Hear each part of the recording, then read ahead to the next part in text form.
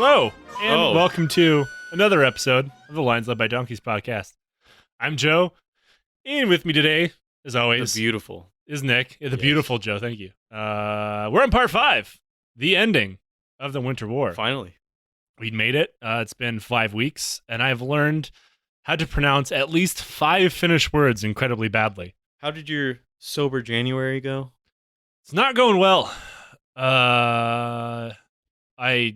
I've discovered a superpower, and that is I cannot drink for a month, and I did not lose a single pound. Which is like most people like, oh yeah, I quit drinking, I did a sober month, and I lost 20 pounds. I'm like, how? Whatever. So when we left you last week, General Haglund was about to launch his legendary Mahdi attacks, a term that would become so well known it has forced the most of the military historian community to learn at least one Finnish word. So thanks a lot, asshole. And I'm still probably pronouncing it right. Wrong, whichever. Cool. Now the Mahdi is nothing new. It's kind of like the German Blitzkrieg in that it's something of a propaganda term that became so popular that has long since swallowed the historical discourse. The Mahdi is simply a unique evolution of a classic encirclement technique. Because as long as humans have been killing each other over stupid shit, they have learned that if you surround their enemy, they can kill him a whole lot better. That's it. Yep. That's the trick. Now, it should come as no surprise to absolutely anybody when I say that Mannerheim and Haglund were intimately knowledgeable of Soviet military doctrine. It has remained largely unchanged since the Civil War, if not slightly less chaotic. And remember, they did fight Russian troops during the Civil War. Right. So, they're used to it. What the Soviets did never surprised anyone, even if they couldn't physically stop them. Like, they always kind of knew what the Soviets were going to do. The Soviets hardly ever surprised them, with the exception of invading the north of the country in the first place, because it's barren nothingness. Right. But yeah, I mean, and the harsh conditions of the Finnish countryside made Soviet doctrine even easier to figure out. They knew they would stick to the roads, cities, railroads, the normal things. They were going to do their best to launch a traditional, conventional European war with traditional, conventional European tactics. Unfortunately for them, Finland was not a place to do that. It's like snowy Afghanistan. Conventional tactics simply don't work there. Sounds terrible. It's not fun. I mean, northeast Afghanistan got snowy as hell and it was miserable. Well, I imagine you guys weren't going over frozen lakes. No, just frozen roads. Mined. Yeah. Large, slowly moving columns of soldiers quickly made it easy to launch encirclement tactics against them. The Finnish tactics boiled down to 3 simple steps, one that the Soviets never actually quite figured out. The first step was to send out scouts to figure out where the enemy column was. The scouts would wait until the enemy was in a narrow area or somewhere where they had bad terrain, like up against a lake, somewhere where they were already at a disadvantage. The second step was to alert the main force, which would spring out and encircle the group of enemy soldiers. At that point, the encirclement would then launch raids into the enemy, harassing them and pinning them into place. At this stage, they would target the enemy's supplies, food, water, and logistical needs. Whenever you say harass, I just think they just make fun of them. Fuck you, bitch! Like, ow. Then the encirclement would do its best to turn the enemy from one large body of troops into dozens, separating them from one another and destroying their ability to organize a defense. So they take a division, they cut it down to the companies and surround each company and slowly snuff them off. Oh, God. Yeah. The last step was a systematic destruction of every single pocket. They would start at the smallest, weakest pocket, and as they did that, cold, hunger, and thirst would weaken the strongest, which would then be destroyed in turn.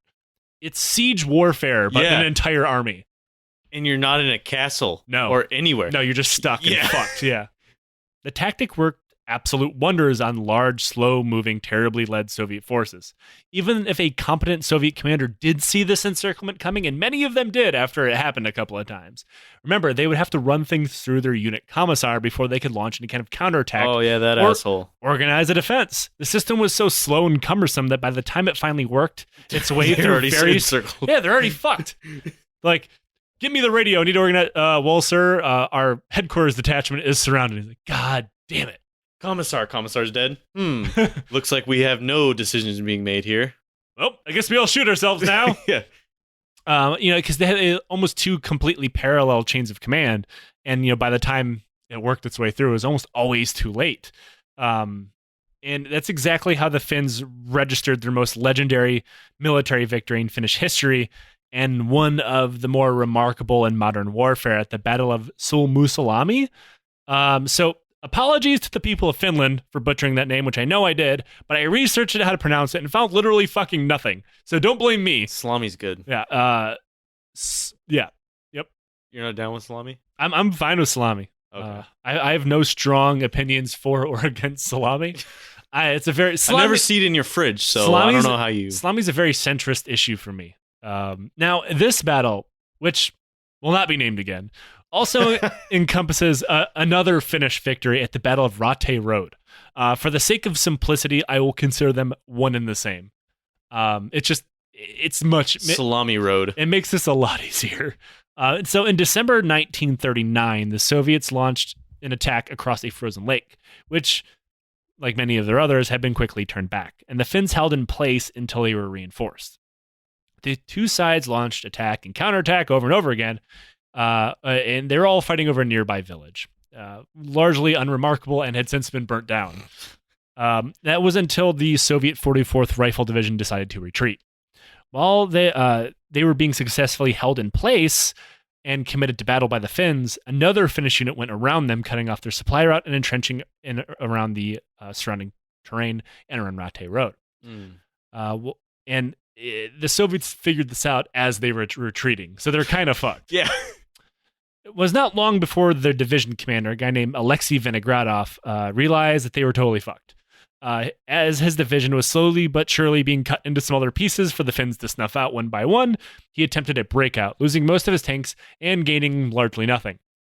As the Mahdi wore on, the Soviets began to crumble and fall apart. The Finnish tactics worked, as they managed to capture massive amounts of supplies that were meant to go to their enemies. This included thousands of rifles, tanks, artillery, horses, anti-tank guns, you name it. And this also meant food, clothing, and water. The Finns intercepted the Soviet communications, which revealed that the men within the Mahdi had no winter clothing, and some of them even lacked boots.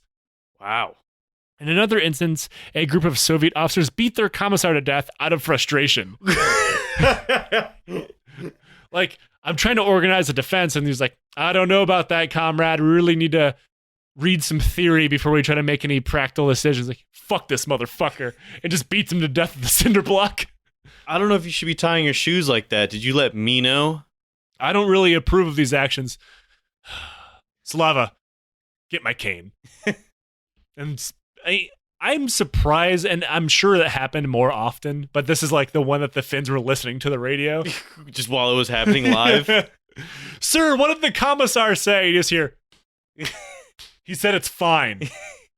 The Finnish raids began to destroy the pockets little by little. Normally, they would consist of assault forces, cloaked in white, sneaking as close as they could to the Soviet lines before popping up out of the snow. That's fucking terrifying. Oh, fuck, Yeti! Oh, Yeti, yeah! And killing as many people in as short amount of time as possible with submachine guns before breaking contact and running. Are you going back into the snow just to make it even more terrifying? The Soviets like, did you guys just fucking see that? Fucking snow people? As they did so, scouts would call in artillery and machine guns to cover their withdrawal, which is another thing. The Finns were so low on artillery, they began to use machine guns as artillery. And it worked, kinda. It worked better than nothing. All this would happen so fast that the Soviets wouldn't be able to form a defense. As soon as a raid ended on like one end of the Mahdi, another would pop up from somewhere else, never allowing them to sleep or rest or anything. Now, with these methods during this battle, nearly 17,000 Soviets were killed for the loss of 400 Finns. Oh, those are some good numbers for them. Yeah, this is one of those times that like those are rookie numbers. You got to pump. Nope, no, you're good. No, yeah. You're solid. 17,000. I don't know. How much did you live? 400. All right. That means like each Finn killed like 20 people. Like it's fucking nuts. Especially with their fucking trapdoor spider tactic. Yeah, and like imagine how. I mean, I don't want to talk about how laborious it is to kill a guy, but like imagine how like bolt action rifle, got to kill these people all day long. Yeah, like get in the old carpal tunnel. Oh bother! As the Finn pulled his weapon back into action. Oh bother! Eventually, after nearly a week of this, the Soviets broke and managed to retreat through a crack in the Mahdi. Oh, go! There's a gap slightly larger than one Finnish man. Fucking, like, the sun beams down on it. Yeah, finally Vinogradov's like, for the love of God, everybody run. I can't imagine. The commissar's like, did you ask me, though? Somebody killed the commissar on the way out. It couldn't have been an organized retreat either. I see more of a panicked fleeing. Like, gentlemen, good day. Just run, screaming and running into the snow. Good day. Just punches the fucking nearest guy near him. Their defense was all but broken, and most of the Soviet soldiers surrendered without a fight. Most of the POWs were released back into the Red Army, like we talked about before. Most of these POWs were executed by the NKVD upon arrival. Sucks. And there's the dude that was partying with them must have had, like, he must have been so down on his way, like, I'm about to go fucking die, but I had a good night. Yeah. One last rager. Yeah. And there's a good bet that the Finns kind of sort of knew that that's what the NKVD did. But we don't have to waste our ammo. We didn't kill him. Yeah. Yeah. So the Soviet POWs were not the only people executed. So was their commander Vinogradov and his commissar. For the retreat? Yeah. Oh, okay. For losses, losing divisions of people to 400 Finns and retreating. A bunch of There's a lot of things to be executed for. Now, Soviet casualties for this battle were so high that Mannerheim himself did not believe them. He thought like his generals were just lying, like we killed 17,000 Reds. He's like, no fucking way. Horse shit. And one of their commanders remarked that there were thousands of captured rifles outside, and the field marshal was more than welcome to come count them himself if he wanted to. He never questioned them again, saying, quote, I never thought my men would be so good or that the Russians could be so bad. Now, even with these victories, it did not mean Finland was in a great place. Finland was still losing the war, and badly. They were being smothered by a pile of dead Soviet soldiers, slowly but surely. Thankfully for Finland, the outside world was starting to react to the situation. Now, if you remember all the way back to episode 1 or 2, this was actually one of their plans. Yeah. It's like, well, the West isn't going to let the communists attack us for so long before they do nothing. Well, Finland's about to be let down. Volunteers were arriving to help. At least 8,000 Swedes crossed the border to help them defend their former colonial subjects. And around 1,000 Norwegians and Danes showed up. An entire battalion of Hungarians and a few Italian pilots. Also, in one strange happenstance, so did one guy from Jamaica and a dozen or so Japanese people. What? No idea how that happened. I can understand the Swede. Cool, you're good. That's your unit. You're good. Where the fuck and how the fuck did you get here? Imagine how bad that boat ride from Jamaica sucked. It's not like he took a plane. It's 1939. No. We got lost. Yeah, by a lot. It's awfully cold to be in Jamaica. Yeah. Wow. I didn't It does. I can't find an account of whatever happened to the Jamaican guy. I assume he survived. I'd really like to think that the Jamaican guy lived. It makes me feel better. Yeah. I imagine the Italians are still flying baguettes. Stale baguettes. The Italians at the time were actually all fascists. So, because remember, this is Mussolini Italy time. Stale baguettes. They would definitely be stale. Yeah, it's baguettes, but when you bite into them, they just say anti-Semitic slurs. Ooh. Now, the dumbest group of volunteers, I'm going to let Nick guess this. Where do you think they were from? You know. You deep down in your soul, you know who I'm about to say. Is it the U.S.? Yep. Oh, my ding, God. Ding, ding, ding. We got a winner. And they were led by none other than Kermit Roosevelt, the son of Teddy Roosevelt. Oh, fuck. So he attempted to form what he called a legion. And he actually pulled it off. A Rough Rider, if you will. He rounded up 200 people and got them to Finland by the end of March.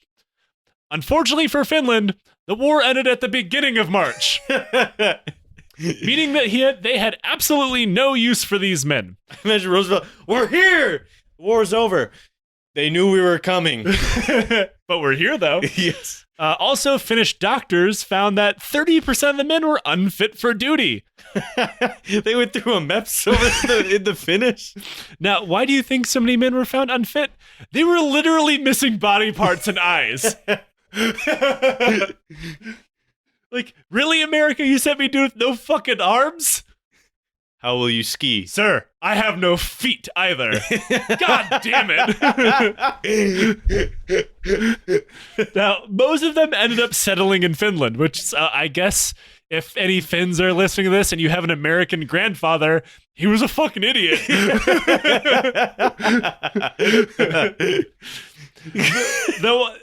imagine they couldn't go anywhere because they're like, well, we're amputated and that move kind of sucked. I got frostbite on my nubs. Now, a large number of them decided that fuck this, we're going to go back to England. They got lost and landed in Oslo, Norway. At the exact same time the Nazis invaded. Fuck. Which led to them being believed to be foreign soldiers and got them chucked in prison camps until the end of the war. Wow. Oh my god. Hilarity this is what happens when you listen to a guy named fucking Kermit Roosevelt. Any Roosevelt. Though all this inventorism and volunteerism was nice, but Finland was really hoping for, I don't know, diplomatic pressure or military supplies or something. Not Kermit to show up with an army of amputees. Yeah. What can you provide for us? Half of a few men. Altogether, we have about 75. Yes. We brought 200. Together, we were about 75. Yeah. Unfortunately, none of that happened. While the people of Sweden openly supported the war effort, the Swedish government did not want to be involved, leaning hard into their neutrality. To the point it was kind of ridiculous, like their own government was against their own neutrality, which is kind of weird. Like, overall Swedish public support is like, we need to go to war to save Finland. And like, the foreign minister said the government's stance is, quote, neutrality carried to the point of pure idiocy. But for some reason, they were still neutral. All right, okay. Those goddamn neutrals. Like at one point, I'm not going to go into it at length, but England and America came to an agreement. It was mostly England and France is involved as well, where they were like, we can help Finland. We'll invade through all these neutral countries without even talking to them beforehand. Like, to beat the Nazis, we must become the Nazis. And that's like how Narvik became a thing, which didn't end well. But yeah, it was a really badly thought out plan that they didn't clear with. Like, part of their plan was going through Sweden. They didn't even talk to Sweden about it. And then Sweden ended up finding out. And they're like, no, you can't invade us.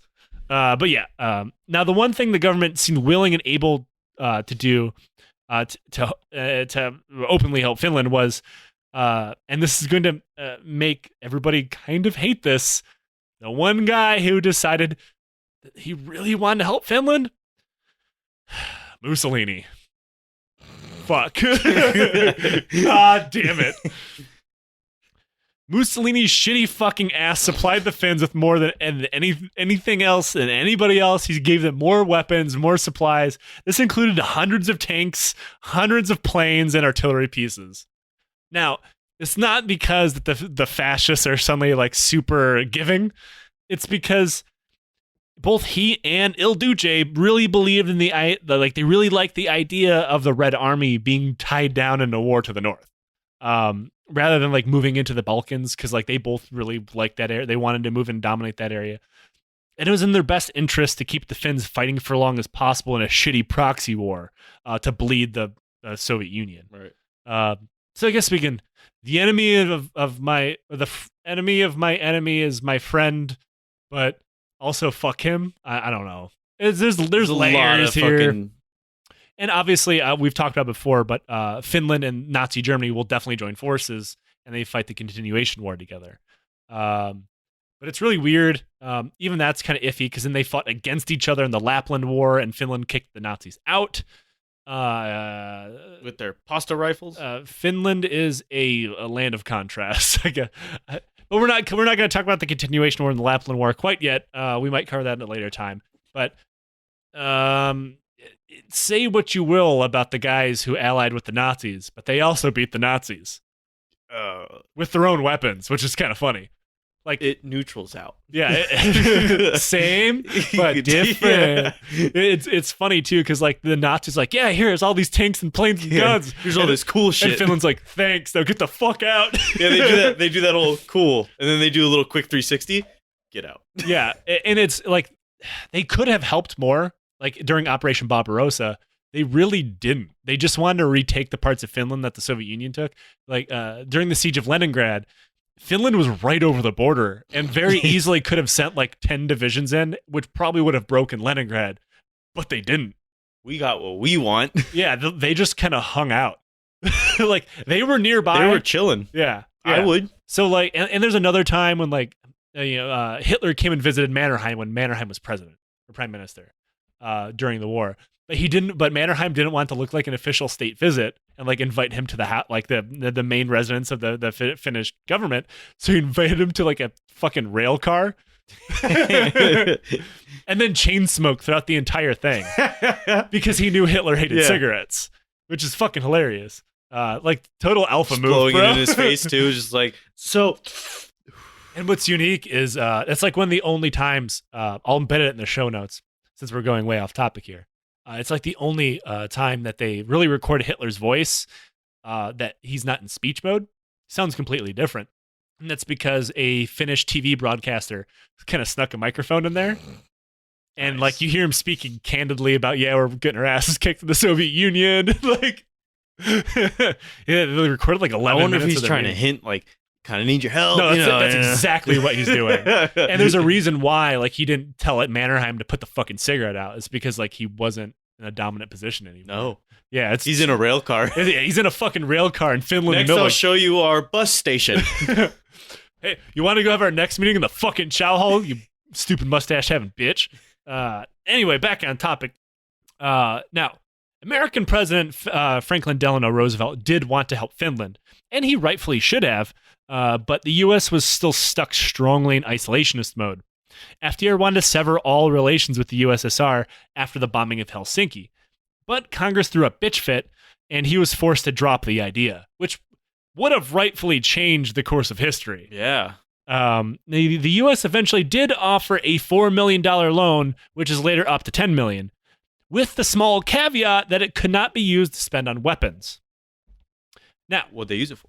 As one critic put it, Finland asked for ammunition and we send them beans. They asked for explosives and we give them tea. They asked for artillery and then we send them broomsticks. Now, FDR was not a dumb man. He knew exactly what was going to happen next. Finland spent that $10 million on food, which they then sold to Britain for hard cash, which they then used to buy weapons from America. America has never changed, yo. I mean, there's no hint. You can't stop the hustle. Right. And there's no hint that FDR knew that, but he fucking knew that. He had to. Because he still sold them weapons. Yeah, exactly. Unless... No, fuck that. No, he had to. Yeah. Now, the Soviets attempted to counteract all this with an aggressive propaganda push that made Finland to be out the aggressor, which is kind of hilarious. Now, they even made some in English for American consumption, because remember, America's isolationist. They're rhyme for propaganda because they don't really have a side. Yeah. And not to mention, the labor movement was huge. We're in the middle of the Depression. The New Deal's a thing. You know, American communists were a thing that you didn't really have to laugh at quite yet. But one of the propaganda pieces said, quote, "Nuts and bolts clink into the help of Finland's collection boxes, post in Detroit auto plants. Not a dime for Mannerheim," the boys on the assembly line say. They did not say that.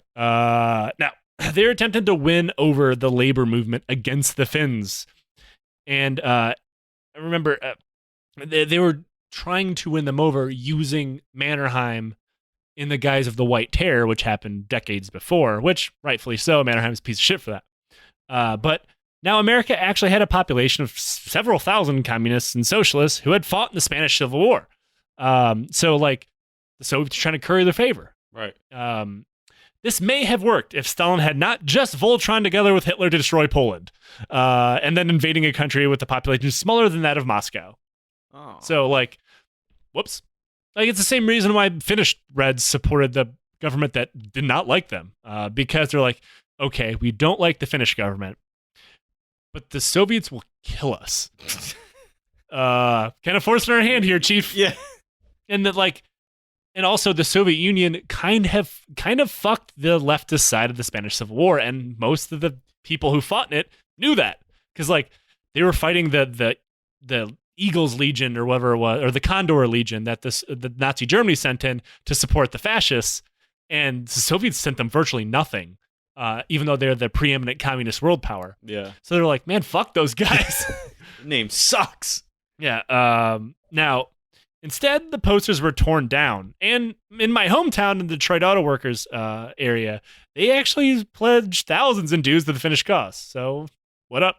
Nice. That's a level of nuance that I really wish more American leftists had nowadays. Like, don't support the Soviet Union. That's hard. That's something kind of cool coming from Detroit, because that's pretty much the only thing cool I've heard come from Detroit. I mean, Detroit has gone through a lot of stuff in its history, but it did very rightly used to be a hotbed for labor unionism and activities and stuff like that. And especially back then, this is kind of interesting that they were openly like, we'd rather give our money to the guys who might be fascist. Because like the coalition of the Finnish government was pretty wide and most of it right-leaning. So like they actively dislike communists and socialists, and they're like, we still like them better. That really says something. Yeah, it really does. Meanwhile, at war, the Red Army also turned up the propaganda. This included sending trucks with sound systems to the front line to play pro-Soviet propaganda speeches at the Finnish troops. Now, obviously, it's in Finnish, so they could hear them. But the Soviets wanted them to hear them, and maybe they'll defect or whatever.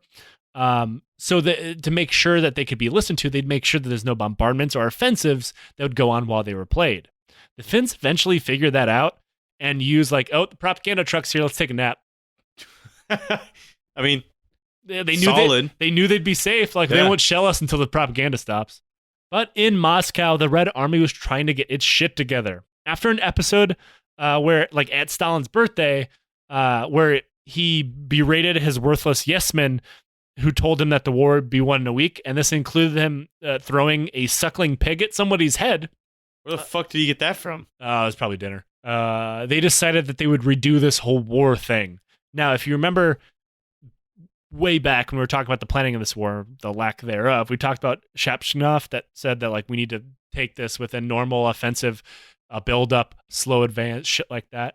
They decided to dust off those plans. Under his direction, Semyon Timoshenko was put in charge of the war, and under him, a future Soviet legend, 4-time hero of the Soviet Union, commander at Kursk and Berlin, Georgy Zhukov.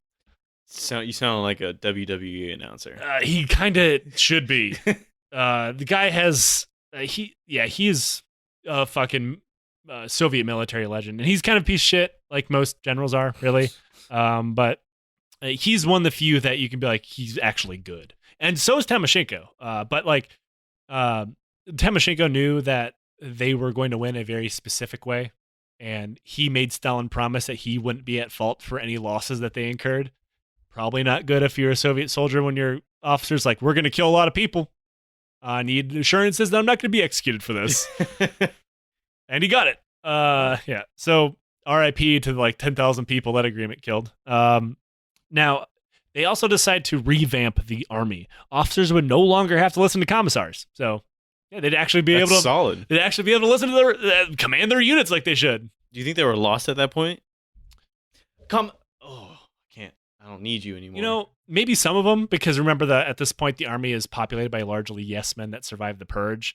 But some of the classically trained people who remember what it was like when they could do their fucking job, they're like, oh, thank God, somebody beat that dude to death. Now, my first order of business, kill that man. Hey, private, you want to get promoted? Go ahead and brain that guy. Okay. Now, Zhukov and Timoshenko reorganized the entire army from top to bottom. Doctrine was changed to face the reality of fighting in Finland rather than some blind theory. Units were shaken up and troops were allowed to actually train before being thrown into battle. Simply revolutionary. Nice. This was, in short, a brand new army, and one they probably should have in the first place, and they probably did before the purges. I imagine the old army guys, training? We didn't have any training back then. Back in my day, you trained by getting thrown at a Finnish trench. If you survived, pussy, you got training. Yeah. When Timoshenko finally unleashed his new army on the Mannerheim line, he began with an offensive bombardment so heavy, it was second to only Verdun in its intensity. Oh, wow. Over 300,000 shells hit the line the first 24 hours, a sound so loud that it could be heard from the capital, Helsinki, a full 100 miles away. 400 shells fell in the Suma sector every minute. I can't imagine how dog shit horse shit that would feel. At this point, Oh my God. you remember all the way back when we talked about the Suma sector? Yeah. 10th Division, still those guys. Wow. They had been there unrelieved since the beginning of the war. And there was nobody to relieve them. So Mannerheim just changed their name to the 7th Division, hoping that the trick would Hey, name change. You guys feel better? Well, they were hoping that the Soviets would be like, new division there, must be fresh. That's seriously what his idea was. Like, if we call it the 7th, they'll think it's the 7th. They're used to fighting the 10th. Boom, problem solved. This is an idea that gets brought up at like a tech startup. That's awesome. And in the same sense that someone says synergy and like unironically. But yeah, that was his plan.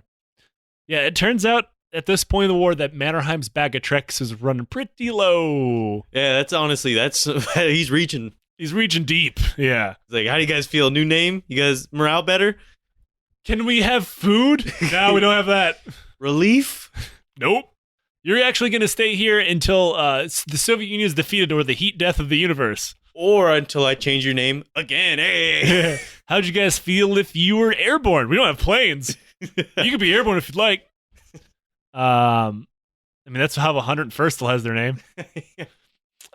There were a few divisions spread out across the isthmus. Most of them were burned out and beaten as the 10th, and none of them had any reserves left. Timoshenko's plan hinged on the simple fact that the Soviets outnumbered them. And badly. The Red Army could be cycled out to rest after they fought. The Finns could not.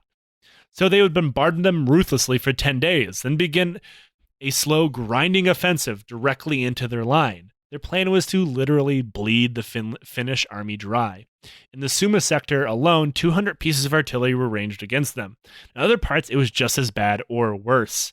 After the bombardment came a Soviet air attack of over 500 bombers, which at this point, the Finns had really not had to worry about.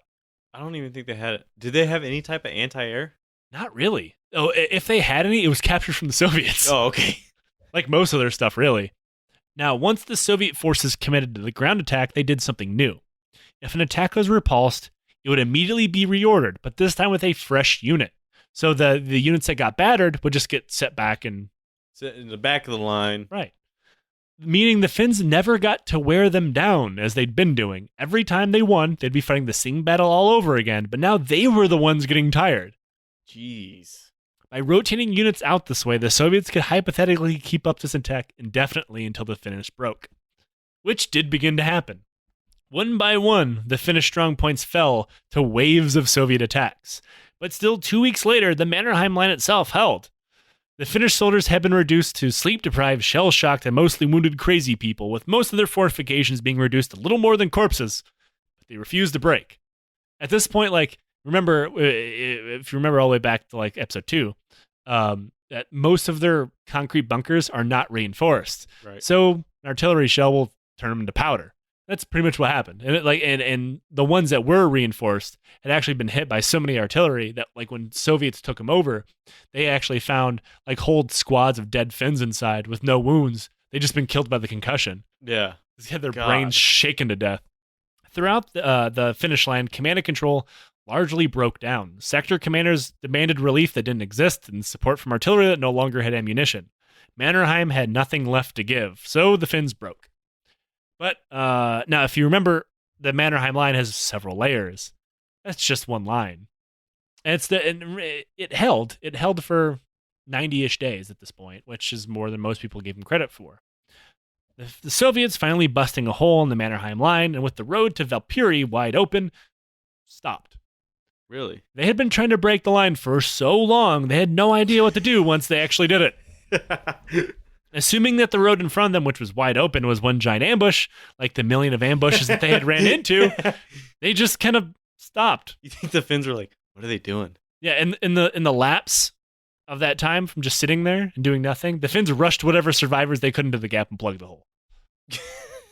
Mannerheim finally authorized the withdrawal of the Suma sector, which held up of 70 days of consistent Soviet assault.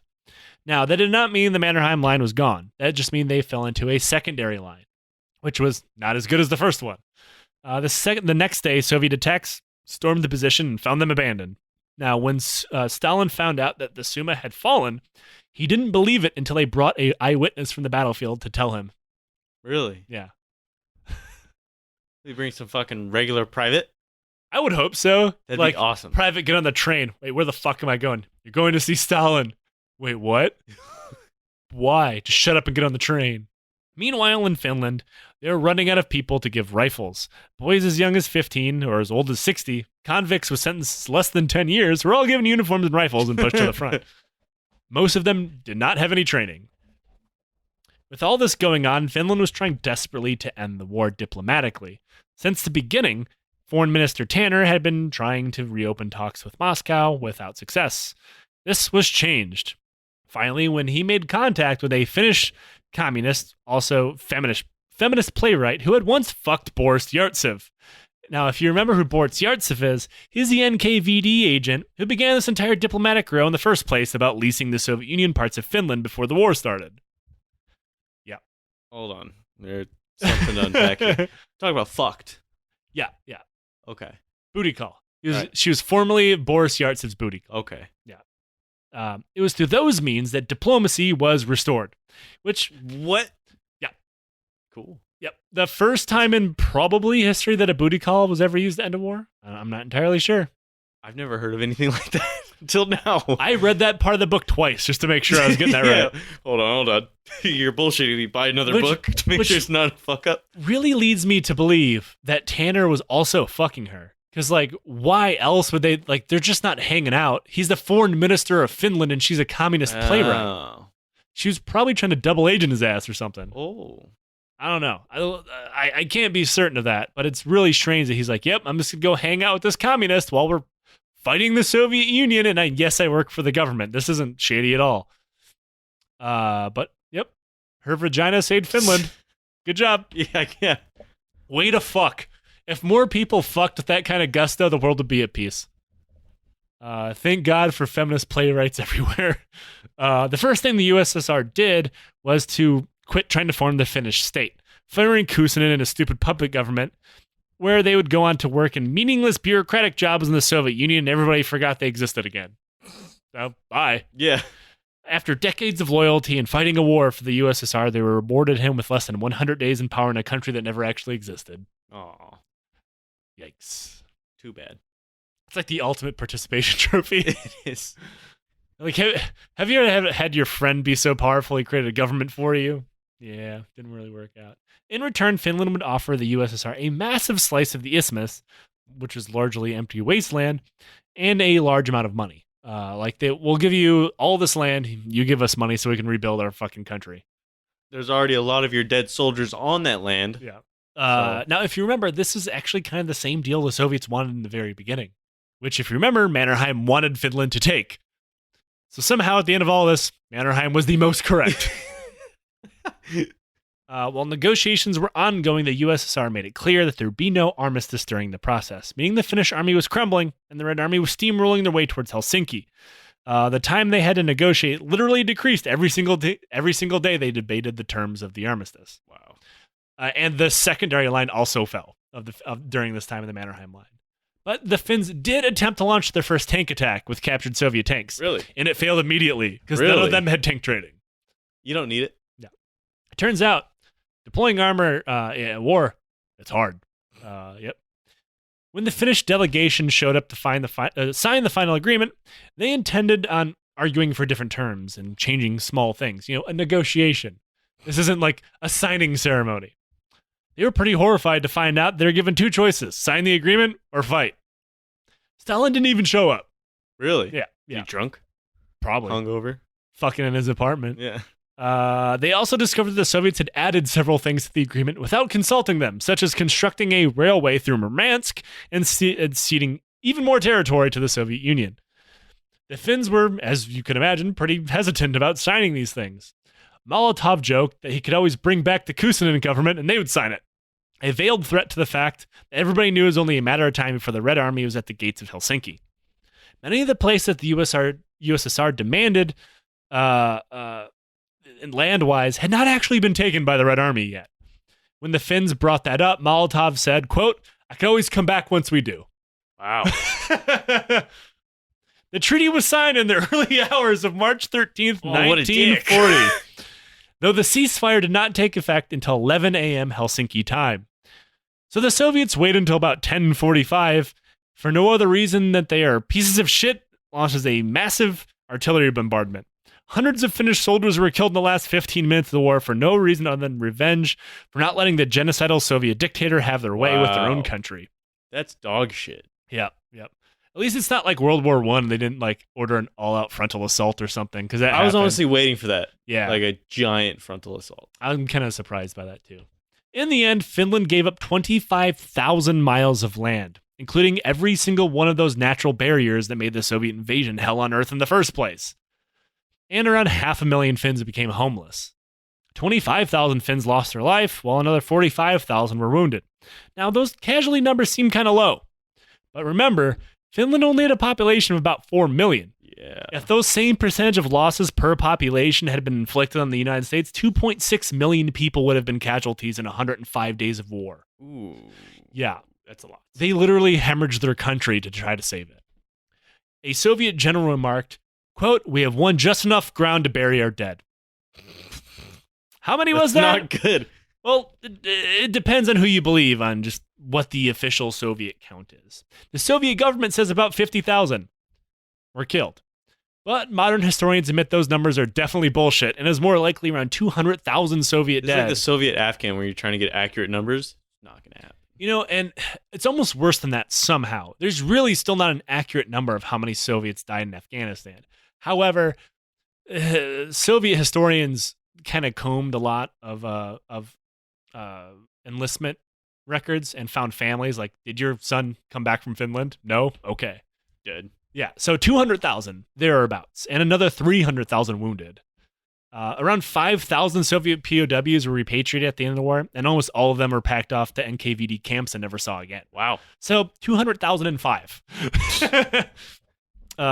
15 months later, the Germans launched Operation Barbarossa and invaded the USSR with one of the largest armies ever assembled on Earth. Peace would not last between the USSR and Finland, partially for revenge, possibly because they didn't have much of a choice.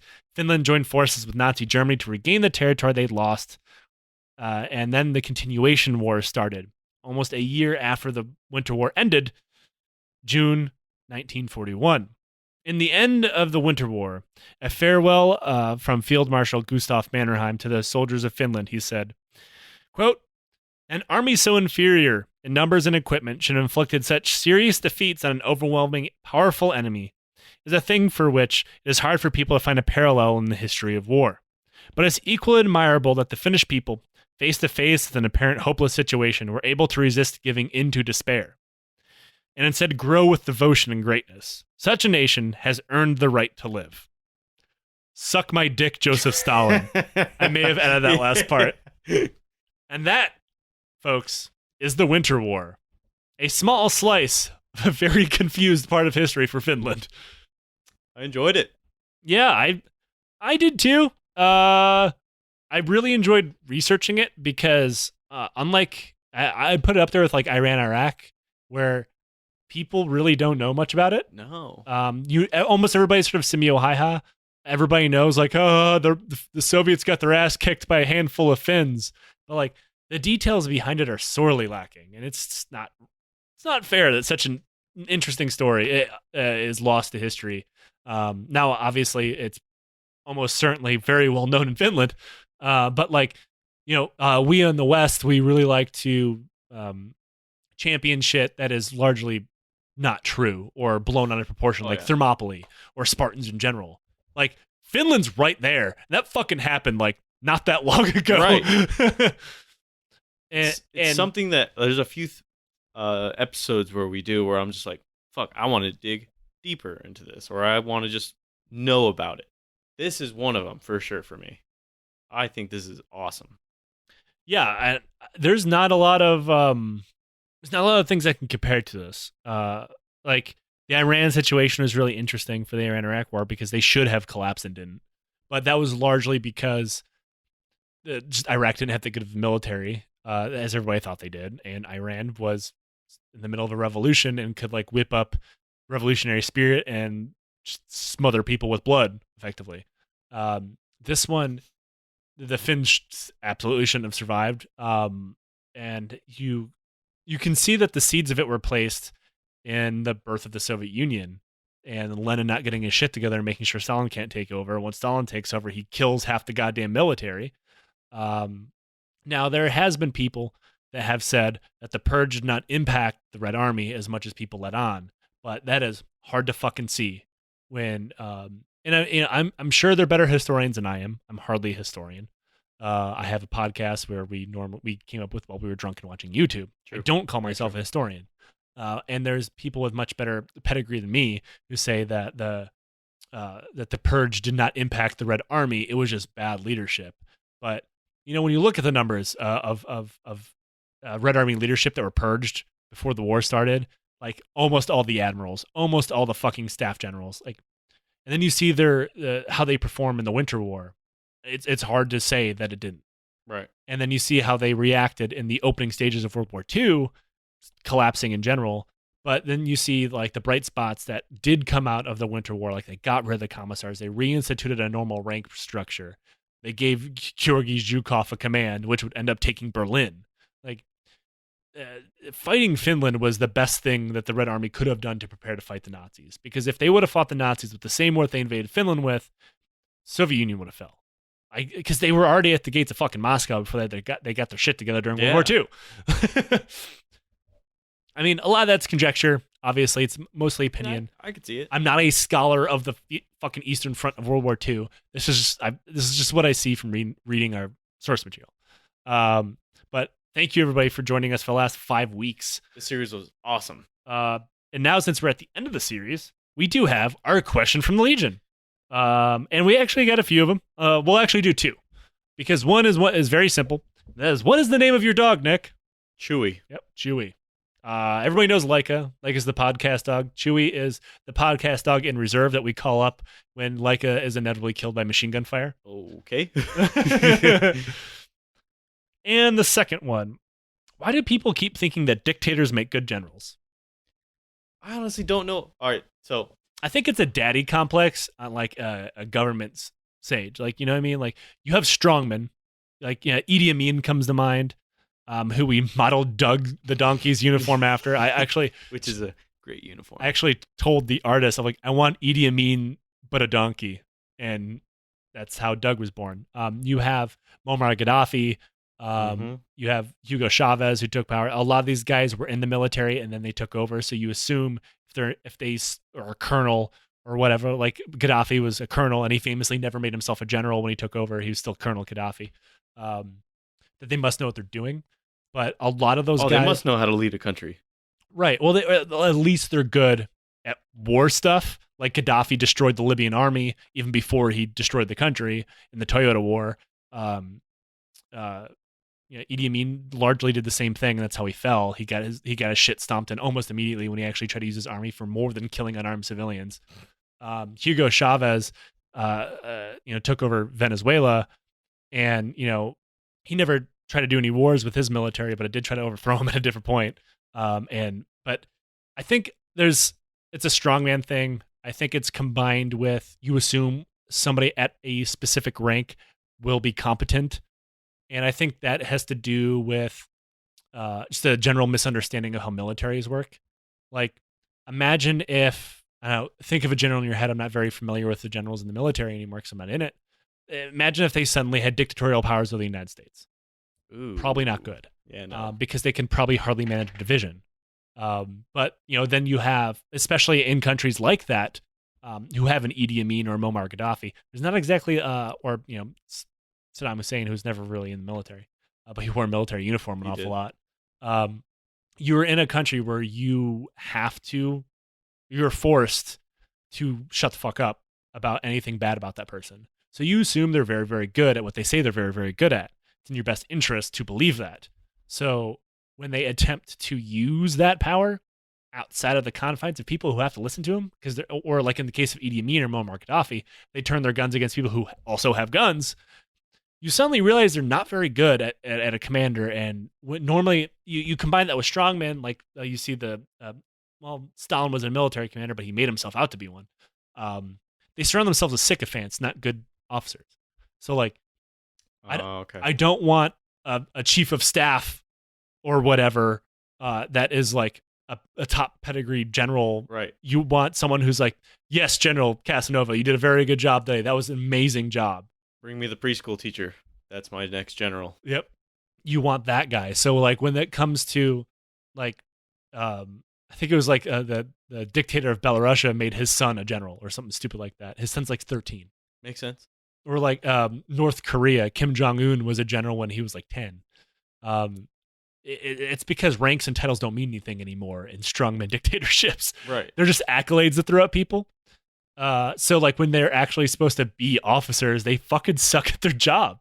Because that's kind of what happens when you get rid of the ability to be fired as a military commander. Not many dictatorships have won in modern war. They normally get stomped. The Soviet Union being a glaring example otherwise during World War II. But yeah, so that's that questions from the Legion. Again, thank you for supporting the show. You make everything we do possible. We will not run ads ever again. So if you think what we do is worth $1, you can throw it to us on Patreon. You get access to our Discord. You get access to all sorts of other stuff, to include books, stickers, 2 or 1 or more bonus episodes a month, depending on how much you give, and all sorts of other good stuff. Also, if you don't want to give money, that's cool too. Our show will always be free. But we would like if you left us a review on iTunes or shared us around or put a sticker on a stranger's car, which somebody told me they did. Don't do that. I think that's vandalism. That's awesome. Did you get a picture? No. If you're going to commit crimes with the Lines Led by Donkey sticker, send it straight to Joe. Do not take photo evidence. It makes it very easy to get caught. I know from examples. I mean, that's how I got arrested when I was like 14. Really? Oh, yeah. It's like a petty arrest. It was literally petty vandalism, yeah. But yeah, don't stick it on Apaches. Don't do crimes, do revolution. I don't know. Put that in a bumper sticker. We'll see y'all next week. Later.